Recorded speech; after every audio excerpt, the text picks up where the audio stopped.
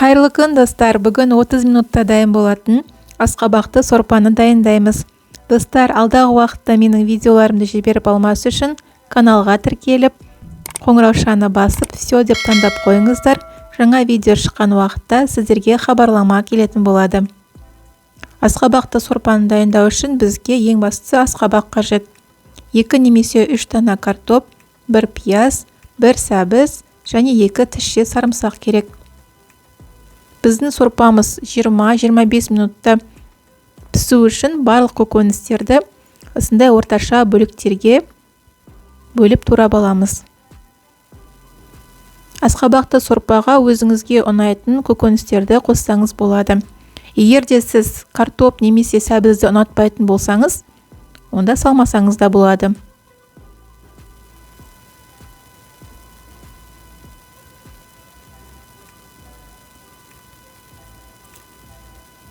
Мінекей, енді асқабақты да картоп тәріздес етіп, орташа бөліктерге тураймыз.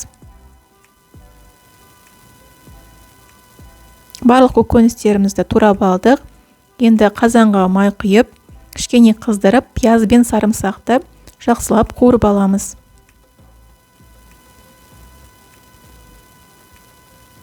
Бір-екі минут уақыт қуырып болған соң, үстіне көкөністерді салып араластырып, шамамен 1-2 минуттай қуырамыз.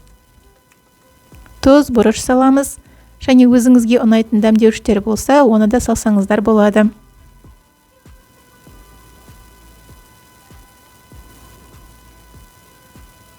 Енді көкөністерді жабатындай етіп су құямыз.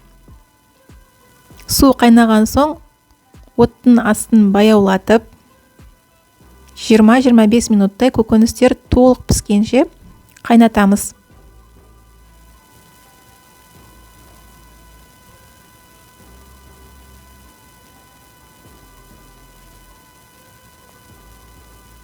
Мінекей, шамамен 25 минуттай уақыт өтті. Көкөністер толық пісті. Егер сіздерге сұйық сорпа ұнайтын болса, дәл осы күйінде қалдырып, блендерлесек болады. Маған сұйық сорпа ұнайтындықтан мен суын бөлек ыдысқа құйып алған жоқпын. Егер сіздер қою сорпа ұнататын болсаңыздар, онда 1-2 кеседей суын бөлек ыдысқа құйып алған жөн. Сонда сіздің сорпаңыз қою болады. Мінекей, блендердің көмегімен барлығын езіп шықтық. Енді 10 немесе 20% сливки қосамыз, яғни клейді қосамыз. Міндетті түрде 10 немесе 20% болу керек. Араластырып, 1-2 минуттай тағы да қайнатып аламыз.